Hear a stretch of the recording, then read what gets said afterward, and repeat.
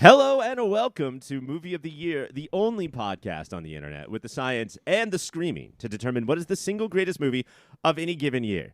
This year is 1982, and we are almost done. I'm gonna forego a lot of the pomp and circumstance and rigmarole because this is a bonus show. We're not doing the whole big thing. This is not scored. My friends Greg and Mike can just come on and just be my friends today. And this is important too. Be friends with each other for the first time this season, maybe. No. God. No, okay. So the verdict is in. Greg says fuck you to Mike. This episode is a lot like the verdict. Unscored for the most part. You're talking about like a music score. There's movie. Not a score in the movie, yeah. This is like the verdict where there's mise en scene. I can do it as well as Greg. Well, let me ask you guys this just to start it off because we do have to talk about the He's verdict at some phoning it point. in, Ryan, because this is not a pointed show. Yeah, He's just not even going to give a shot. I'm best friends for the next year. I don't know. remember the rules, but like, You've cornered the market, and now you're being a fat cat about it. Fun fact, Greg, Mike phones in every show. This is nothing special. ouch. So let me ask you, what would the score be of the verdict? I think I would have won by 4. 4 is kind of a big victory in this game. Mike, what do you think? Greg, by 4? Win by 1. You win by 1. Okay.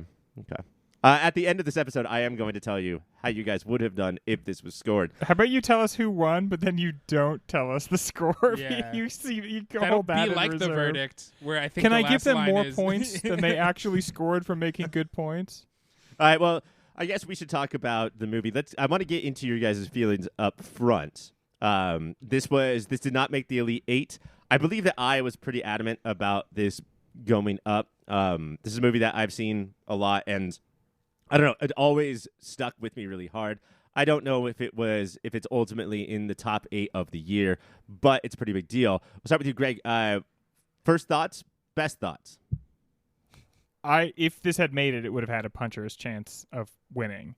It's a really, really good movie. I think that ultimately it probably, like you said, Ryan, wouldn't have won.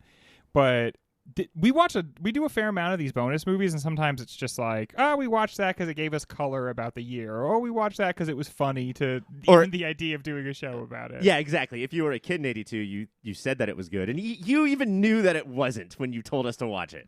But this movie feels like a bracket movie. And not just that it could be in the bracket, but honestly, I think it could have potentially won some matchups and made a good amount of noise.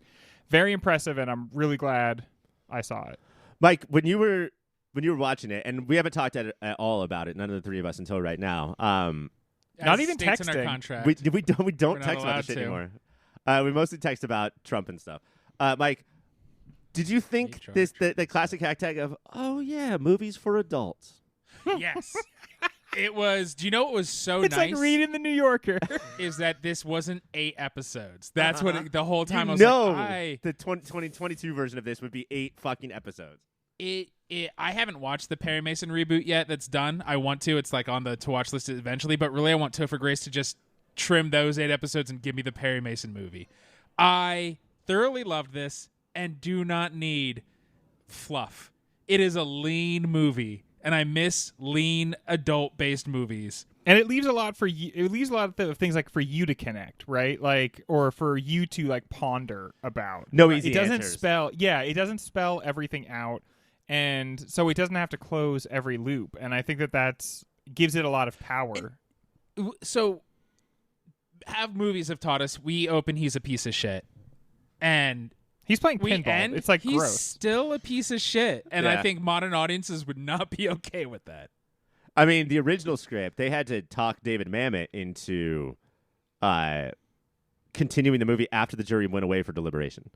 Yeah, because that's how 1970s this movie wanted to be, and I get a lot of 70s vibe from it, especially I think it's one of the best screenplays that we'll do all year. But a lot of that, when you talking about great screenplays, I think most people think about dialogue, and then what happens at like the minute 22 mark, the minute 68 mark, like these important. Save the Cat attempted a screenplay, right? These important milestones that need to happen, and they need to be big. They need to be soap operatic, and the movie does an incredible job of avoiding that. Mm-hmm. Would the jury not? Would us not knowing about what the jury decided? Would that be taking it a step too far? No, I think it would have been cool, actually. Yeah, it would be fun to chew on and like have a pretentious thing to throw in people's face when they're like, "End of Inception, pretty cool. How you don't know what's what." And we'd be like, "Oh, you think that's cool? The fucking verdict."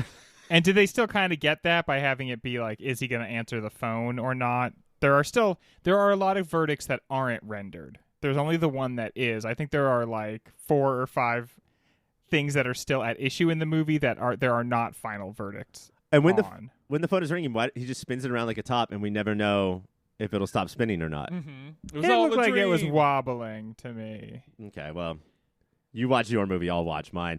I'm excited. I want to get into this. I want to get into this movie that has no children, just has alcoholics. There's no CGI. There's just people drinking and it's the most reflecting on their lifelike loserness. movie I've seen. For a lot of reasons, yeah. The Mostly most our life-like movie I've seen. because we're high-priced lawyers, yes? Yeah.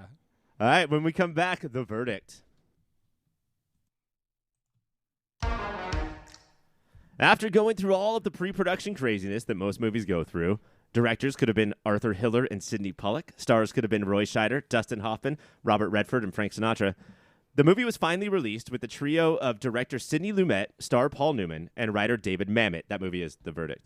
It's hard to imagine a more slam dunk lineup for a movie like this, and it was grossing over $50 million at the box office, which in today's money that means that the movies are back. It would essentially just mean that movies are back if this movie made $50 million in the box office, and nominated for over 4 Oscars. The movie tells the story of Frank Galvin, played by Paul Newman, an alcoholic ambulance chaser who is probably close to the end. He's thrown a bone by his one and only friend, played by Jack Borden. It's an easy case. A Catholic hospital administered the wrong anesthetic to a pregnant woman, killing the baby and leaving her in a coma. And the hospital is ready to settle. Fortunately, this is also the cause of Frank's rebirth, and he decides to use the case as a way to redeem himself, his career, and his client, whose family has been torn apart. Taste buds, I ask you this. I think this is our first Paul Newman. I mean, it's got to be. You know, what did you think of him before this movie? Like, what did his legacy mean to you, and how does this contribute to that? Let's just get into the Newman of it all. Sorry, I started to talk because I thought your question was. I think this is our first Paul Newman. Greg. Before I was like, this guy makes good Caesar dressing, so it's nice to see that Caesar dressing can also act. Because I've seen literally fucking nothing with Paul Newman except for the dressing bottles. And you've seen many movies about the dressing. Yeah, well, I've watched the whole docuseries, the docudrama made from the docuseries. I've seen more of his movies. I've seen Cool Hand Luke, and I've seen the other one just flew out of my head that I have seen. That Butch Cassidy, The Sting? Butch Cassidy, and both Butch Cassidy and The Sting. And so I had thought of him as like kind of Mr. Cool, Mr. Movies. Like, if you look at this guy's like greatest hits, these are some of the greatest movies ever made.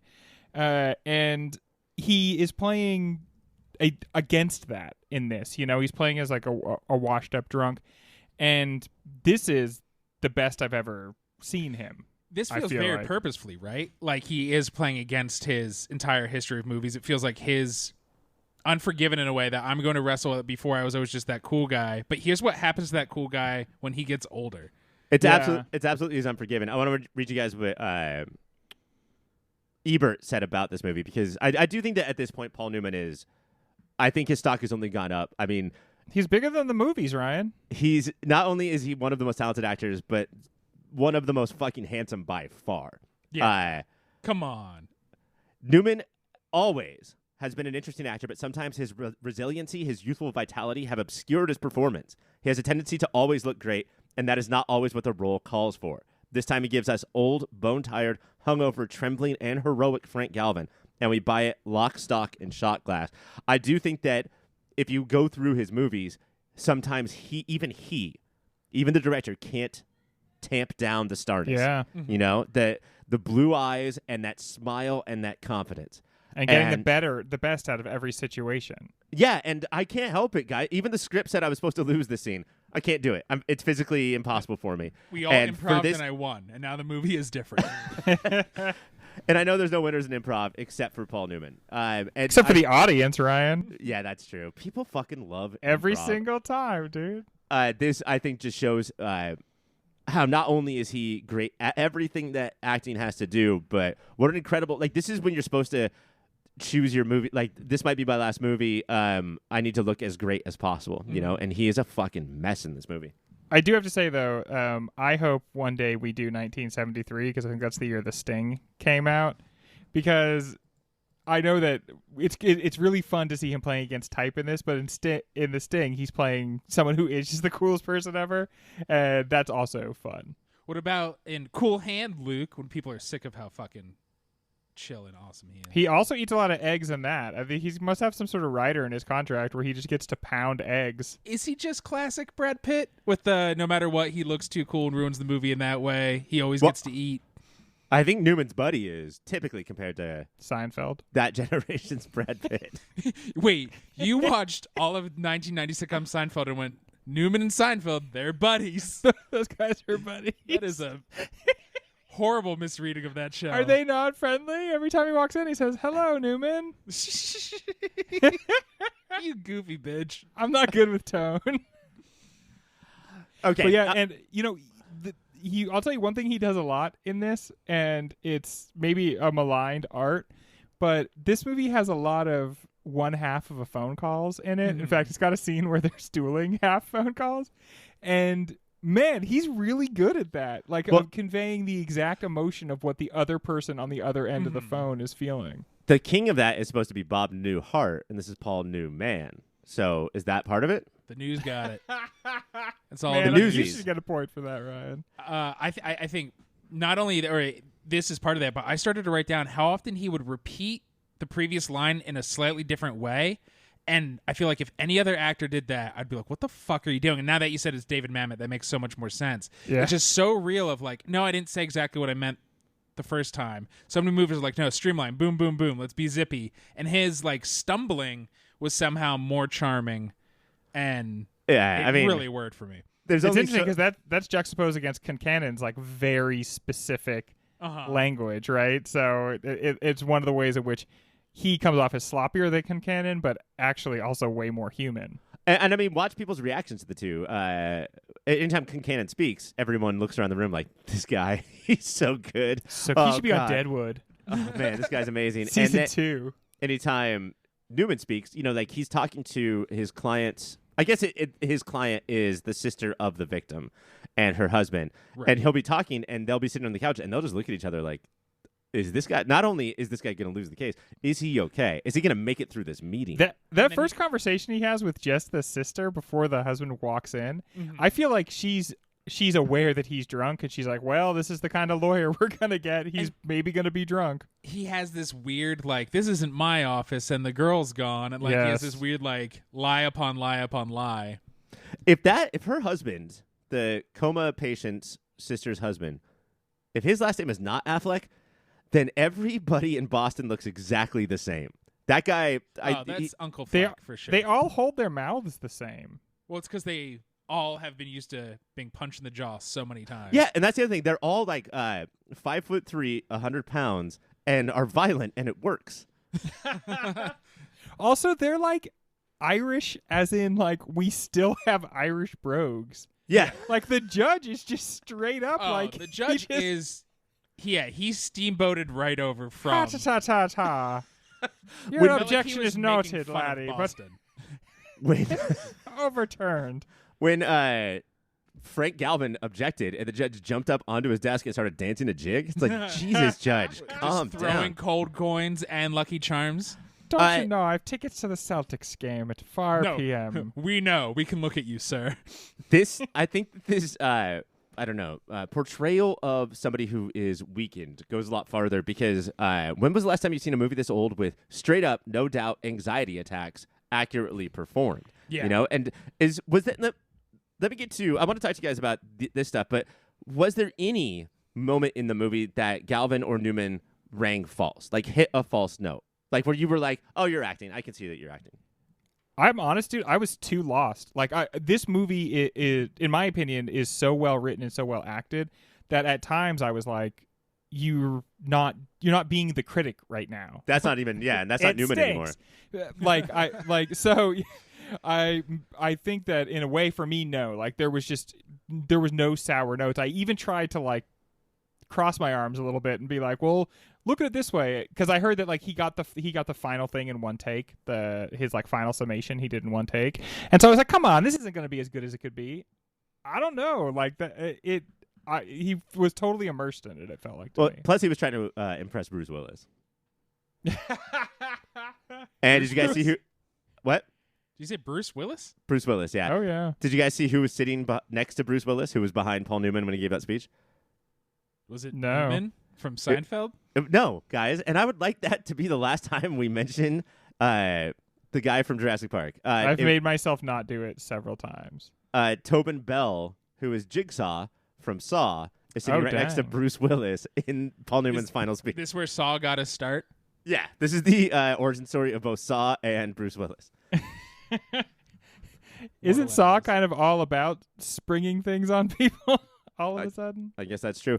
One more thing about Galvin, Mike. We'll start with you. The movie brings up drinking and alcohol, but is it ultimately trying to say anything about that? I don't know, because he wins. I thought if this was a 90s movie, right, there'd be way more annoying music. He would learn lessons. He'd become a better person. And he would stop drinking halfway through, and that's why he wins. And instead, he never stops drinking. And I don't know if he learns anything. And so it feels like the movie's saying, hey, man, some people drink because life is hard. I mean, it feels like by not moralizing on it. Because there is a part halfway through the movie where he hasn't appeared drunk in a couple scenes. And so I just decided, oh, he's given up drinking. And then when he drinks, I'm like, oh, no. Yeah. But it's like, well, he never said he was going to give it up. And the movie doesn't really seem to make the case that, like, that's what's at issue. Honestly, it seems like the movie's case is that what is at issue is that he had given up all hope. And that when he had been exposed to the world, his own firm had basically betrayed him, and he had learned that everybody is bad. He had the young Goodman Brown moment, right? He saw everybody in the town was bad, and like young Goodman Brown, he couldn't go back to life. He couldn't function again. And then anything that helps him to function, the movie, it feels like, is saying that's actually kind of okay. We need to self-medicate sometimes, folks.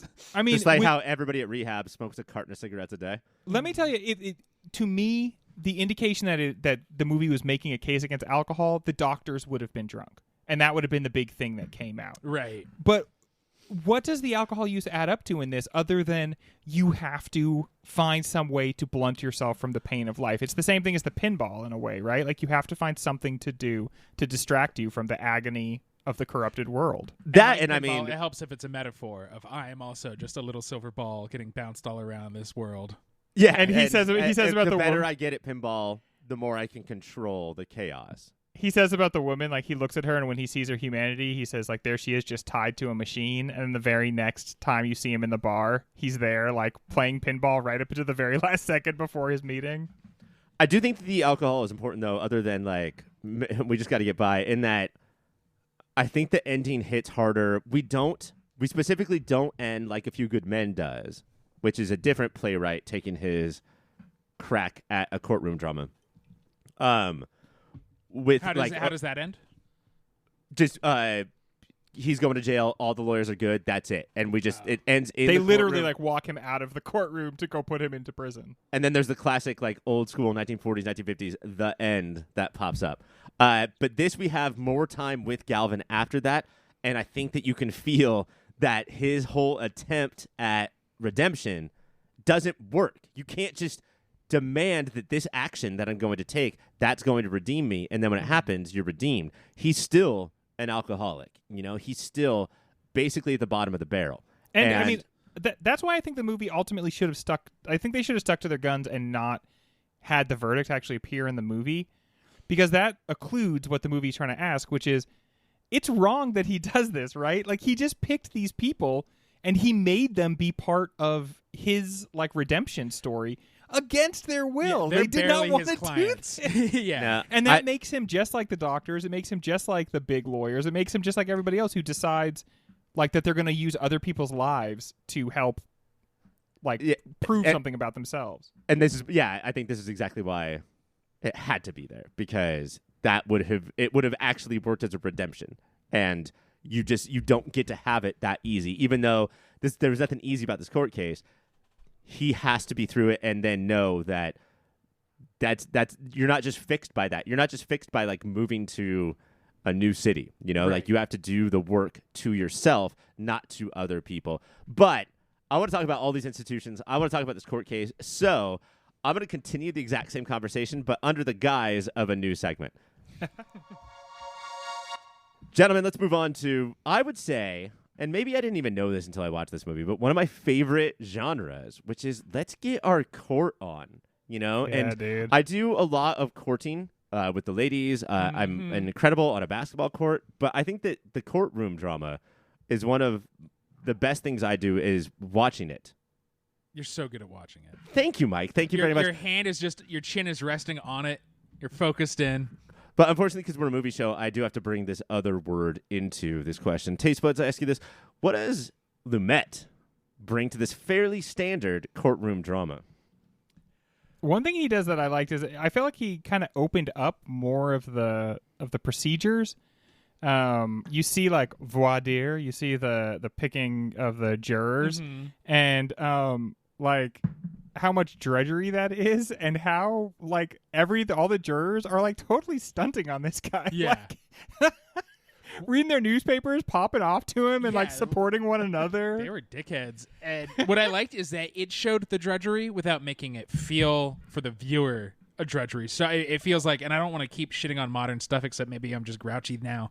A modern movie or a episode show is like, well, it's really boring, so I'm going to make this part of the show really boring for the viewers, so they know how fucking boring it is. This is called jarhead theory.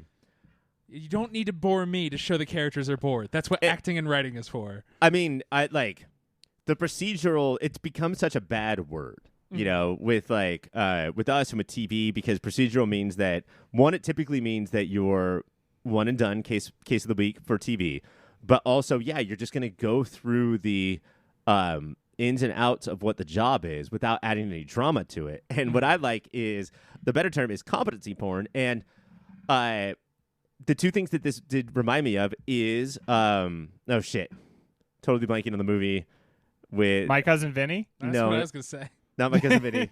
Runaway juror. Different Catholic church instead of Catholic hospital. Spotlight. It reminded me a lot of Spotlight and Better Call Saul, which wrapped up the week that we're recording this. There's so many things that, like, there's so many details that we can show that people don't know about, but that doesn't mean that they're boring, because it's still this character doing them and how they specifically do all of these stops. It didn't feel like paint by numbers, and even if we've seen some of these numbers before, objection, sustained, Overruled. overruled. Exemption. Watch yourself, Noted. counselors. It did it in, like, all the characters were doing it in their way. It wasn't like so many courtroom movies or TV shows feel like, well, I've seen one before, I'll just write the notes I've seen before, and doesn't not it- changing it at all. And doesn't it like change everything by subverting all of it? Because ultimately, he kind of legally loses the case, which is what they always say would have happened. I mean, their main evidence gets completely dismissed. The witness gets completely dismissed. But he just looks at the jurors like a person, and he's like, we know what we saw here. Now, like, they can't make you forget what happened. I always laugh so hard at that. We're like, hey, ignore that whole testimony and evidence. Yeah. Pretend it doesn't exist. Okay.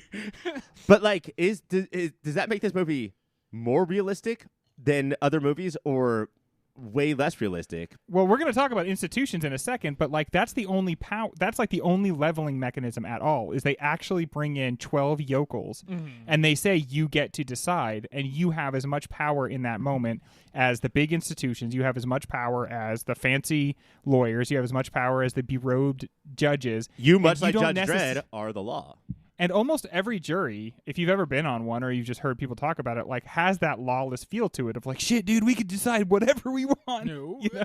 All the water is soda now. And that gives them power finally over people and groups that they would normally never have power over, as long as they don't disbelieve their own eyes. And that's what power will always say to the average person.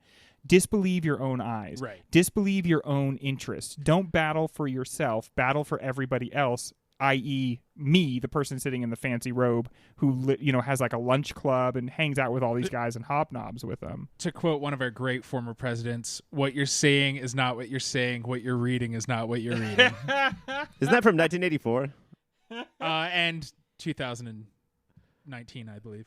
They said that in multiple years. That's crazy.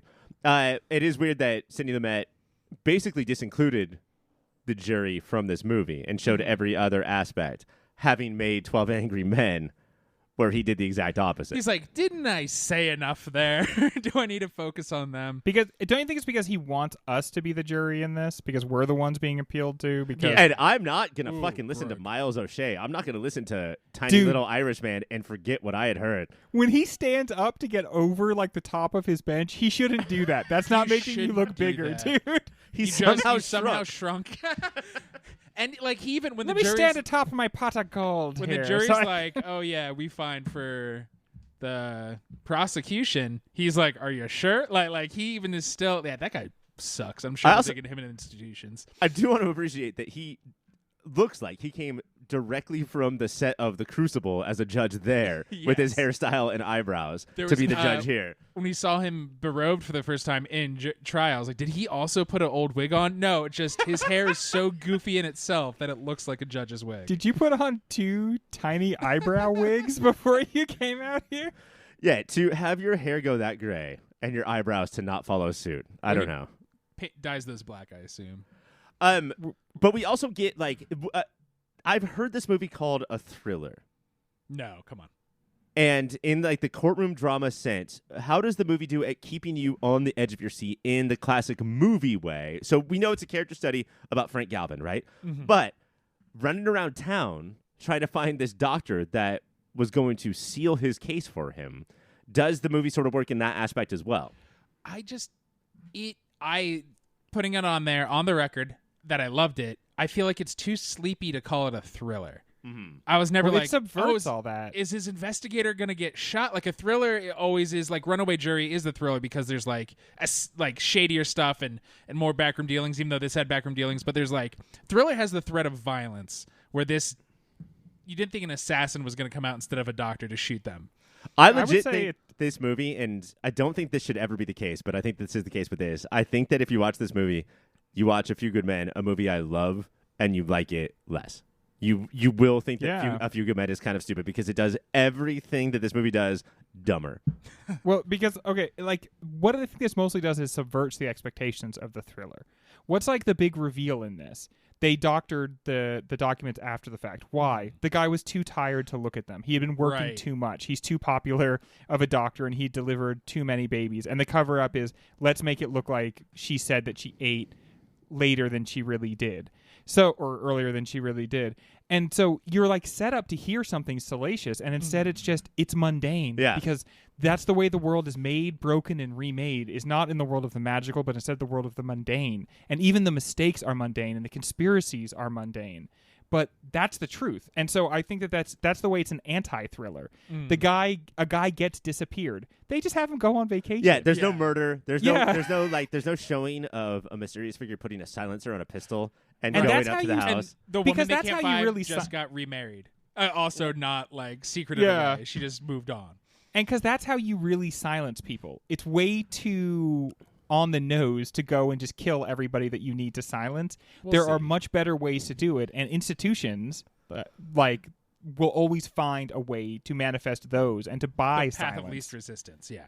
Yeah, that way you don't have this trail of bodies where you have to kill the investigators and then kill the Okay. people who come investigate for them. Trail of Bodies is a pretty good name for a thriller, though. Should we start Trail of bodies. writing that? Should we start They writing this thought they genre were that we safe don't even on like? the trail, but they didn't know they were on a trail of bodies. I think every tagline should have the title said multiple times in the tagline.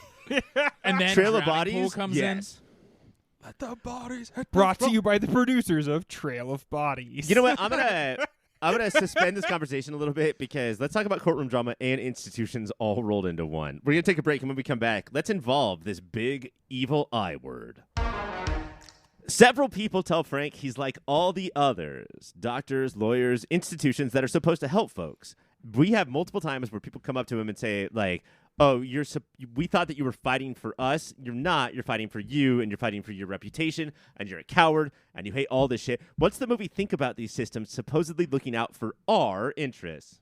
Oh, I mean, it's one of the clearest things. But This is when it's the like- movie gets super obvious, right? Yeah, but also like in a way that's just like I think prime for 2022 of fuck institutions. It is all built on a foundation of bullshit and lies.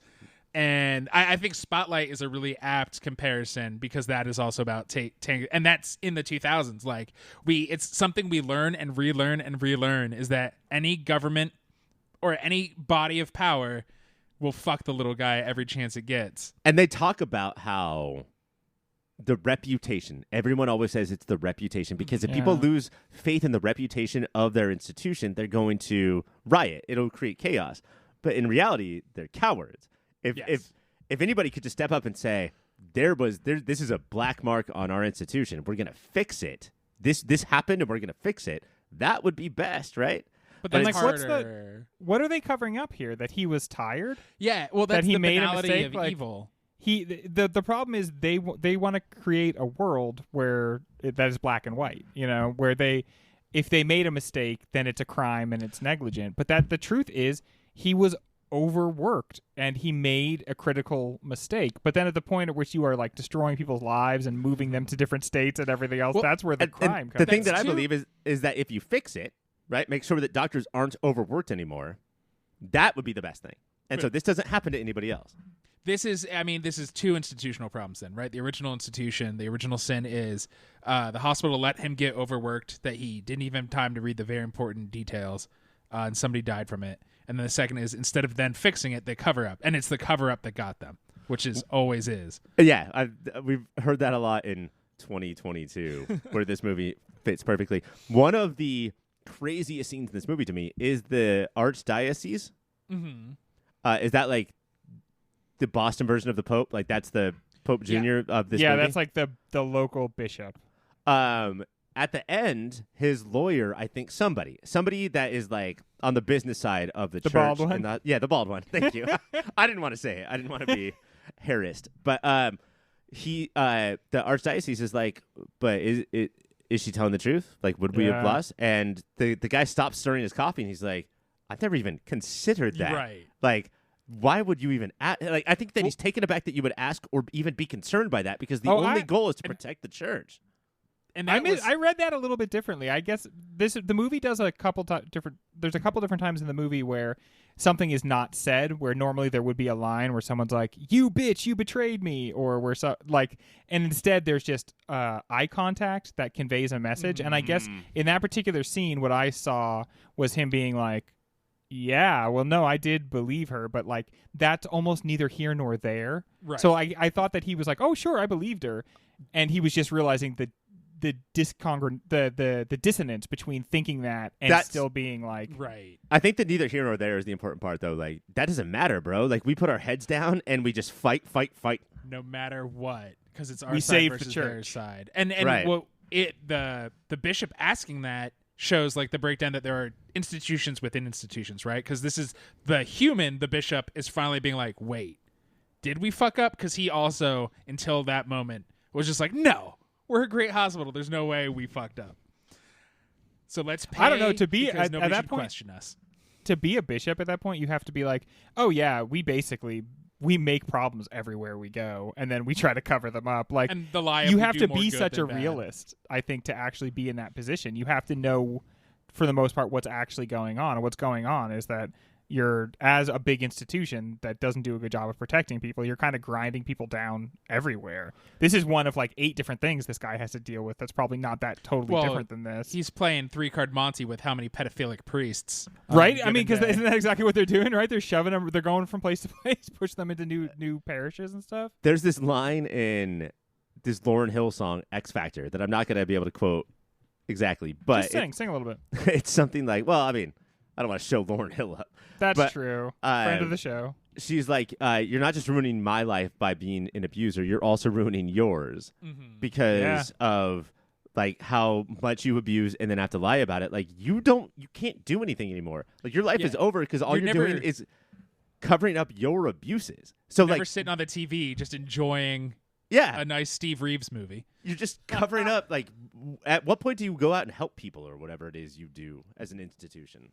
Yeah, like what reputation are you trying to protect? Because everything you're doing is to protect the reputation. What's What is earning the reputation at the moment? I think you're so right. Then that's why that's an important moment at the end. Is they're so in the game they don't even pause and think about that anymore. Right. Yeah. There's no time. That's how I took that nebulous moment was But- them being like, oh, what? But it breaks down to so many different institutions, Mike, as you Yes. keep saying, is like, well, now we have Kincannon's high-priced lawyer institution, and they don't care. They have a client. That's it. That's the bottom Right. line, is that they have a client, and so they're going to put their heads down, move forward, and make sure that they protect their client. They use spies. They are dirtbags. Yeah, but think of like- everything but they it's- do. They clearly buy off the judge. Well, yeah, and him so they either bought him off or he is also such an institutionalist that he's like, the way this works is you take the settlement. Fuck you because you didn't take the settlement. This isn't the way we do things. And so That's he the gets thing. angry about that. I didn't think that they bought off the judge because Jack Morton did not find a paycheck in his coat, like he did with Laura. But he's just like, this is the way that you do things, and you're not doing them that way.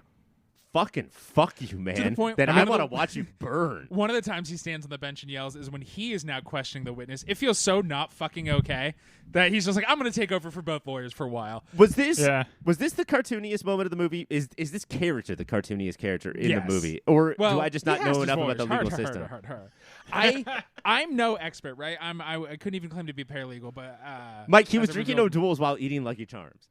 Yeah, that's a little cartoonish. I've read a lot of lawyerly books of late, and it just feels, and they're pretty like thriller and big and pulpy. And I've never seen a judge take over questioning. This feels so out of left field and unrealistic. Well, I mean, he's an Irish Catholic judge in Boston, and the defendant is the Catholic Church, right? So I think they're just like, that's a good point. regardless of whether or not he's actually been paid off. But then, even then, like when Galvin first walks in, the judge and Kincannon are talking about like the friends they each have at the lunch club. Oh, do you want to go golfing this weekend?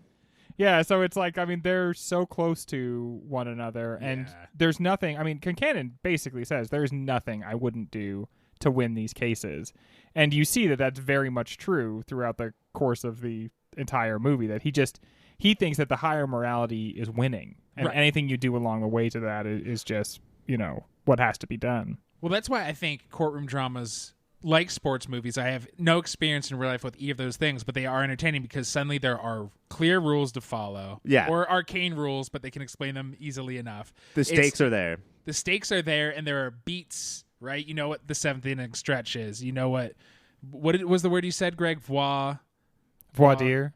Even if you haven't heard that term before, you're like, oh yeah, jury picking. Okay. Yeah, they got to have a jury.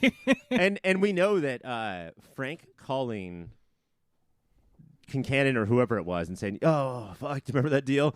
Yeah. Oh, man, can we get that Yeah, again? we'll take that." Please. We know how desperate that is. That's Greg, when you were talking about the other side of the phone, we Yes. know everything God. that the other side is saying. Smarmy fuck. Well, this guy. He likes winning so much when he's crushing his own lower lawyers. It's funny to him and to the old them vacations that this guy over no there. longer gets to go to St. Bart's. Yeah, he liked crushing his own witness in front of everybody. Like, he liked cracking that guy open, and then at the end of that, he's like, "Oh, this was my goal. I did it. This is a good thing that I've done here." But a part of it is because he just gets on the scent and he can't stop himself. Mm-hmm. He has to crack into him. Would it surprise you guys that in the Star is Born movie from the 50s, where Judy Garland played Lady Gaga, James Mason, Kincannon, played Bradley Cooper?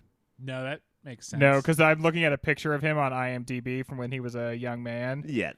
and he's a handsome dude. James He's a great Mason. actor. Yeah, and he is the ultimate shark in that. There's so many. I don't know. But the Archdiocese has that moment where he's like, "Was she telling the truth or whatever?" He seems like the ultimate shark in that. Like, man, I just do what I do. I Yeah. I he am the truly xenomorph does from not Alien. care. Yeah. Yeah. He would be a Any- serial killer if he was not a lawyer. Anyone who would even think to send that woman to the bar that the guy goes to, start up a relationship with him, have her spy as a way to get back in the good graces of that law firm, and then pay her like under $600 for it. Yeah, and then that Damn, shitty dude. ass paycheck. Yeah. All right, we have time for one more topic, and it has to be Charlotte Rampling. Let's talk about her performance and her role in the movie. Was this a shock, like, oh my God, she's a spy, or was it like, okay, movie?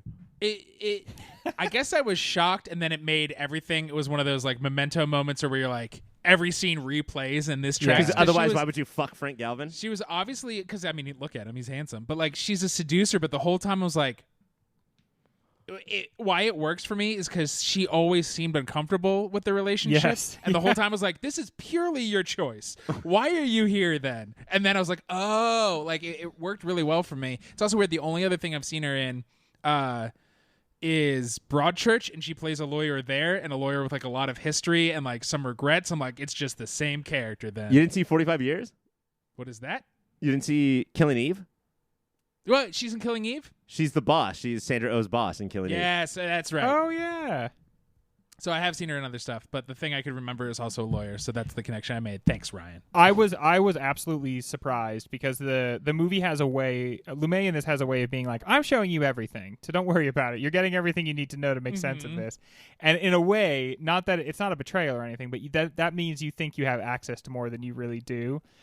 But I totally agree with Mike that when you run back the tape, there's so many times where she seems so uncomfortable, or like when he tells her like something really bad happened today, I think I basically lost, and her reaction is just start yelling at him until he has that panic attack. And that makes so much more sense when you realize she must feel so fucking guilty in that moment because she is starting to really like him.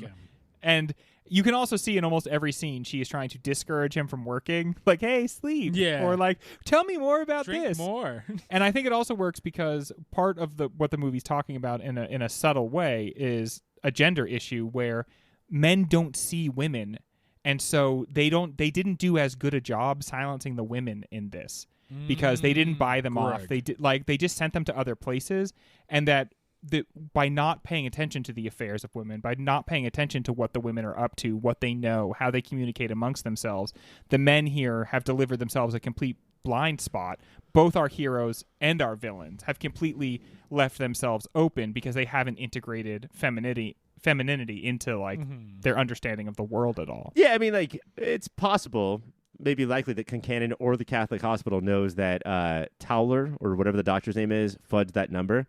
But we'll go to the mats. We'll go to the mattresses to protect you, bud. That nurse that did it, gone. Just fucking out of here, you know? And they moved her. She stopped being a nurse, and she had to go live somewhere else just so that the men could continue having their lives exactly the way they were. So, like, you know the truth, but boys will be boys. Like, and we have to keep that going, you know? And on the hero side, like, it makes sense that Frank would just shack up and instantly be like, this person's in my life and wants to make me coffee, know things about the case. Yeah. But Jack Warden's character feels pretty sly, like pretty like paranoid and on the number, except when it comes to her. So that leans into exactly what you're saying, Greg. I do think there is a scene though where he's sizing her up, where she says she wants too much information, and that's when he makes her, and he doesn't have the proof until later. But I think he kind of knows. But she says he tells her the story of Frank, and at the end of it, at this bar, he goes to a fridge with a tray that just has bread on it, and he just unloads lunch meat onto his plate. I don't know what this bar is, but I would like to go to it, which is free unlimited lunch meat. It's like their friend's basement that other people treat like a bar, it feels. That's my fucking dream. He tells Laura the story of Frank, and then at the end of it, is like, was that a good story, Laura? Was that what you wanted to hear? You know, because her reaction is not at all the reaction of, "Hey, this is a bad thing that happened to my boyfriend." She looks like excited to hear this story, and that's another instance in which the movie does a really good job letting the actors express what's going on through facial expressions and not have to attach a line to it. All right, that is the verdict. The verdict was nominated for 5 Oscars. It won 0. It will win 3 awards tonight when we come back. It is time for awards. I think the verdict deserves 3. We just don't know who and what specifically are going to get them. But we're going to start with recommendation. Greg, you loved, you hated, or you haven't seen the verdict. Still, this is your opportunity to tell somebody what to watch, read, or listen to. I think you should watch Better Call Saul. If you haven't yet, if it makes any sense to even recommend that people do this at this point, this is something they haven't done. I feel like we were one of the podcasts first in on the like, Better Call Saul is better than Breaking Bad. And now people just say it. They just toss it out there like that's something that people have been saying forever. No, we made that up. We were mocked when we first said it. We were. It was an edgy thing to say. People threw drinks at us on the street. Yeah, I remember people were spitting on me. That's how I learned I have a thing about that. But it just wrapped up, and it kind of there's a lot of resonances between the two. Can the courtroom be a place for interpersonal drama and change and growth as well? And it was just it was such an amazing show. So if you haven't yet, go check it out. Honestly, watching this, I went back and thought, having Better Call Saul be my favorite show of the last decade. Like, Yeah. I'm into it. He doesn't drink. He rarely drinks, and he never gets drunk.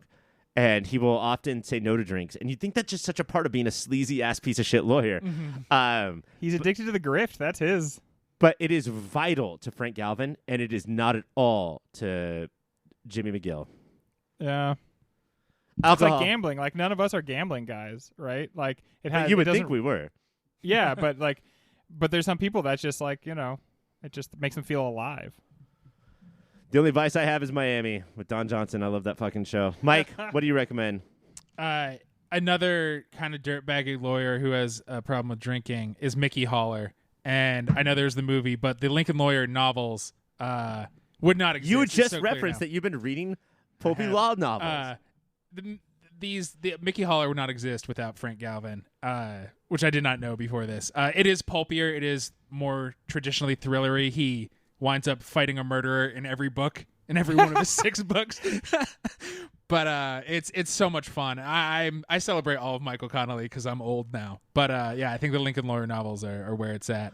I don't know, man. If you're 8 books into a 12-book series or whatever it is, and every time there's a murderer that he has to fight, even though he's just a lawyer, that's more comforting to me. You know, like I sort of am into that. Give me what I need. It's the central problem of every detective story, right? Like, how come these 2 people keep running into all these? Just because they're stories, and we want stories. It's that's like, why. Don't think about the fact that because of Marvel's sliding time scale, Scott Summers has gone through everything he's gone through in 10 years, and he would kill himself if he's seen his wife die this many times. Yeah, just dude. don't think about it. I thought it's the same thing with Spider-Man, right? Like, his life has been too full. Every day is 8 days.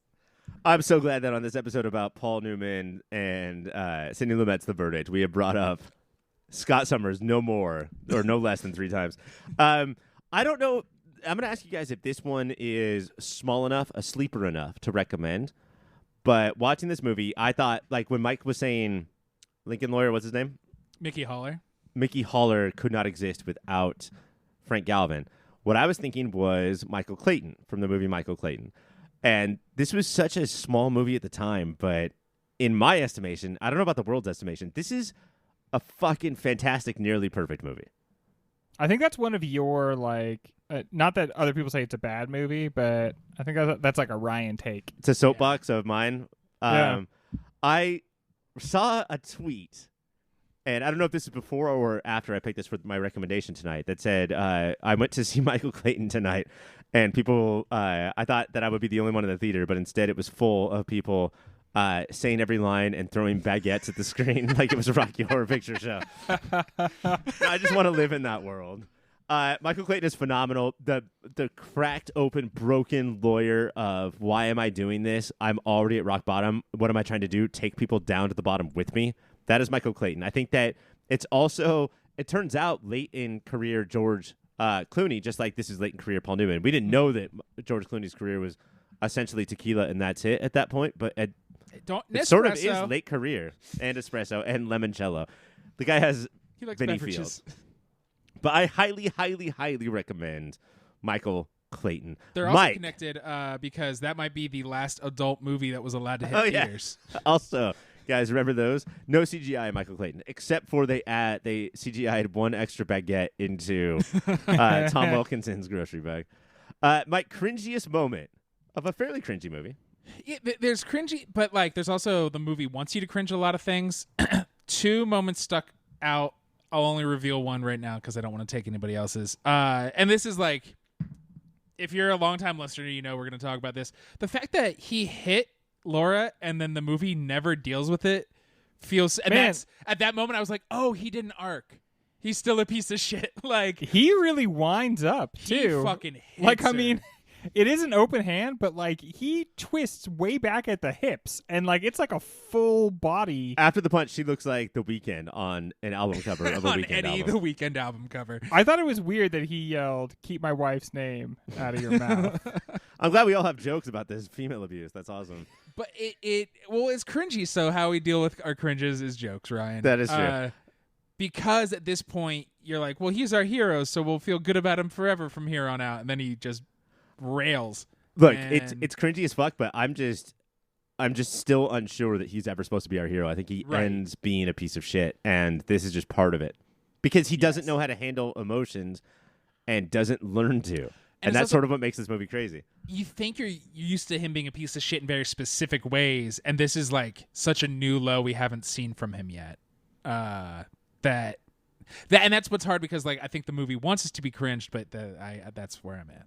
I think it's a real Mammoth move too. I feel like you're gonna get like men and women having a physical fight. Like this is just a guy hitting a woman here, but there's something like I feel like from Mammoth's point of view, he's going for like that. There's like an equality oddly to that, you know. I'm solving problems, not starting them. Yeah.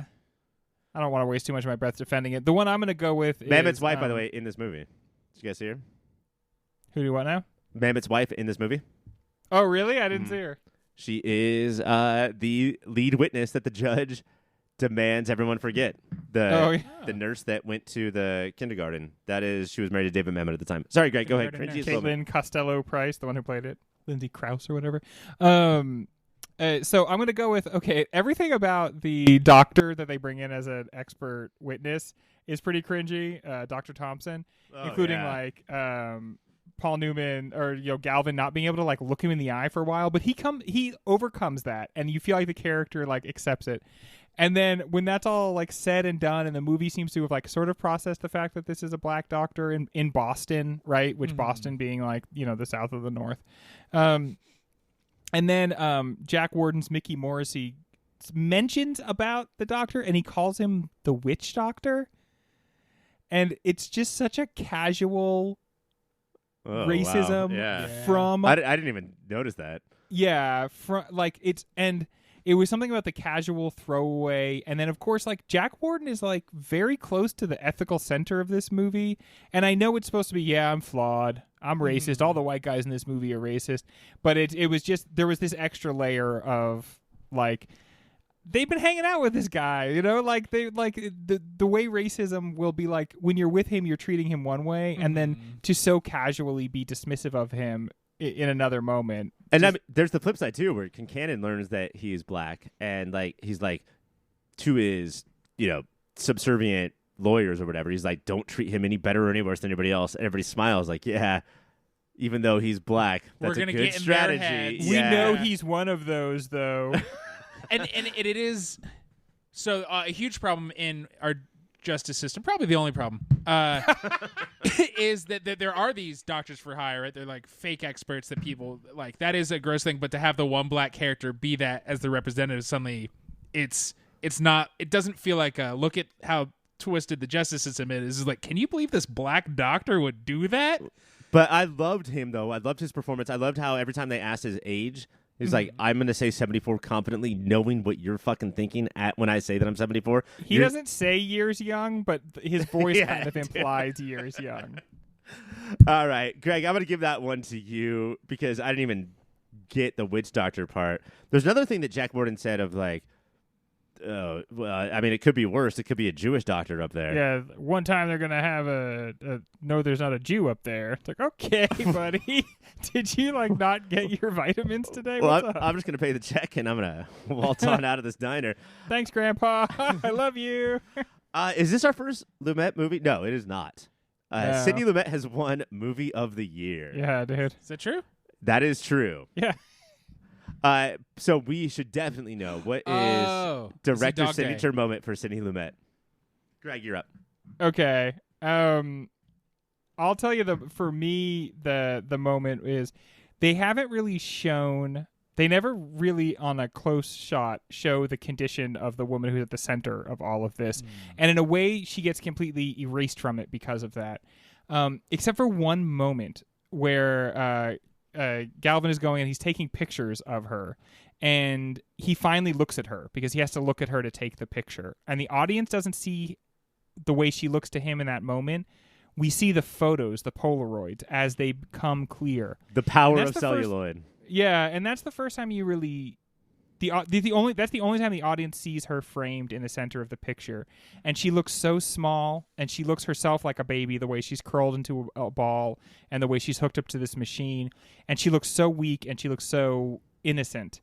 And I just thought it was such a good choice to never show her, but in that one moment, and because that is the moment where he finally sees her, and that really changes the action of that creates the action of the entire movie. That's really the inciting incident. Is his reaction to her in that picture.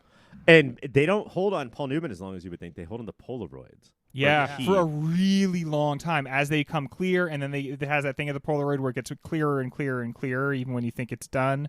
And that whole time you're just finally looking at her, and you have been not looking at her, and nobody's been looking at her, and nobody's been thinking about her, even though everything is swirling around she's a football, her. right? To bring it back to how court is like sports. It's just the thing. It's the MacGuffin for all of them. It's the Hoboozawats that everybody is chasing. But to like put this moment on actual film or whatever Polaroid is, and to have it come into focus like film does, but as slow as possible.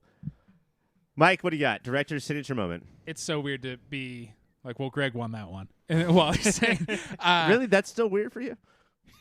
Your best friend for the season? Fuck off.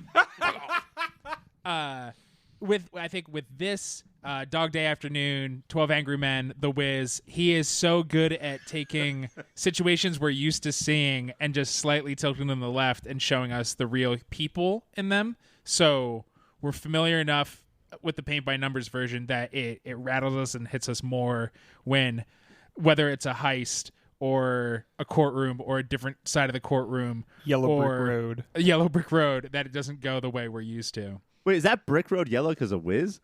Yeah, that's why it's called that. They're all pissing that whole movie. Also, how delightful when I realized that he also did The Wiz. This guy's career is crazy. How delightful was I when I said that? So I'm going to give that one to Greg. But I also have to point out the shooting of the room, famously, like the story of 12 Angry Men is how he would shoot less and less of the room, so it felt like it was creeping in on them. Mm-hmm. And where Frank is in the room and where the ceiling is in the room, he will do whatever it takes to make Frank feel like that he's this giant in this tiny room and it's closing in on him, or he'll put the camera in such a place where Frank feels like this tiny, tiny person. Like, very specifically, he shot that final speech with Frank as small as possible. But when he's in the office, it's down low and that ceiling's coming in. These are Lumet classic things that are, I think, less obvious in Dog Day than they are in Verdict and 12 Angry Men, but are still definitely there in Dog Day Afternoon, too. How does that show up in The Wiz? I'm going to watch that this weekend, Mike, and I will let you know. Please let me know. And by the Wiz, because I know where you're from, do you mean the fucking shitty cheese I put on sandwiches? That's what I thought we were talking about. He did commercials all about Cheese Whiz. With or without? Wit Whiz? So it's Wit Whiz or without Whiz? Yeah. Well, and those in the know just say wit or without. Yeah. Gentlemen, I am throwing a boner. What is the phrase? Throwing a boner. I'm throwing a boner at you. My pound for pound performance is Paul Newman as Frank Galvin, and I have taken that off the table. Now, you may have prepared for some Frank Galvin speeches, and we should get into that. But, Greg, I'm going to go to you first. Who is your pound for pound non-Frank Galvin performance? For me, it's got to be James Mason. Mason. As Ed Kincannon. Just such a measured performance.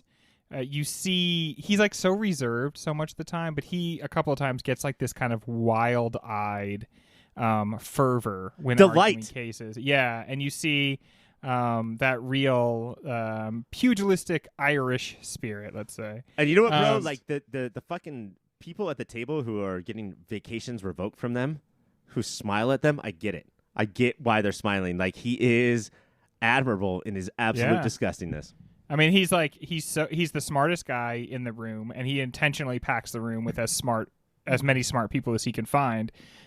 He's powerful, and the truth is, as he's older than Paul Newman is in this, it seems like, and yet he has way more energy, way more vim and vigor, and there's just a mastery to James Mason's performance here.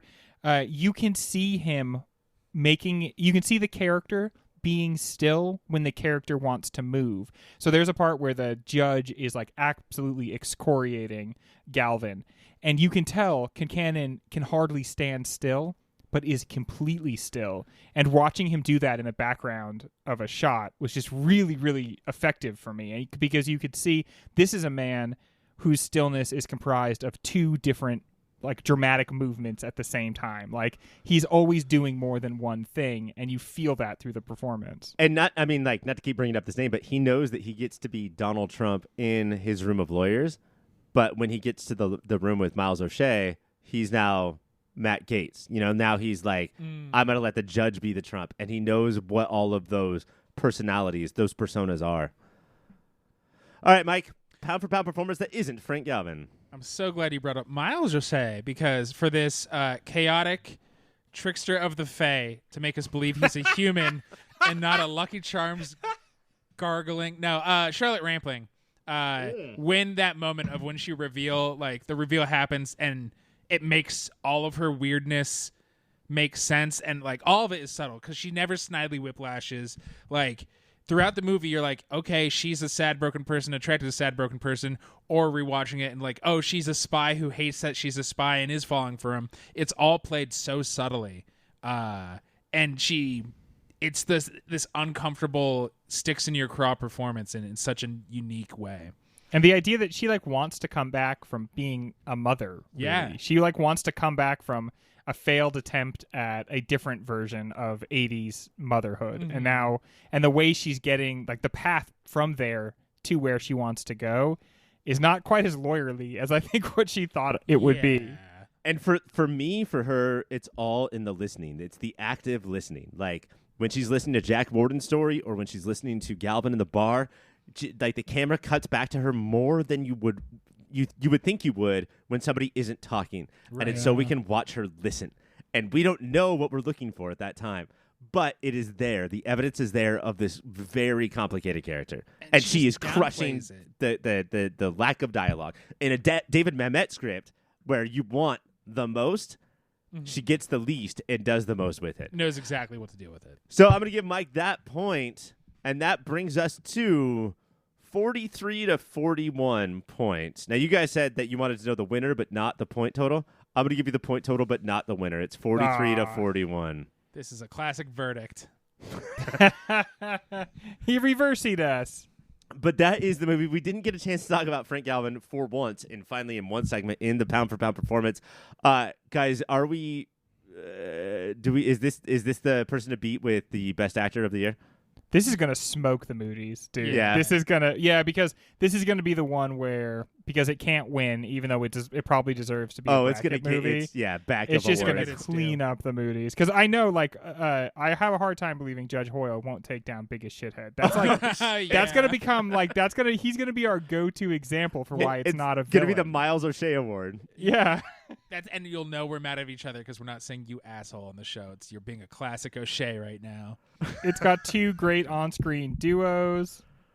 It could even Ed Kincannon could win Biggest Shithead or at least get a consideration. At least a consideration. At least could I just get one consideration? But no, this is for a bonus movie. I wish this were in the bracket. I feel like we could have had a longer show about it. It gives you a ton to think about and then just kind of like leaves you on your own to make your own conclusions about a lot of things. And very engrossing. The last real show we did was Tootsie. And I think this is just as good, if not better, example of the 70s clashing with the 80s as far as filmmaking goes.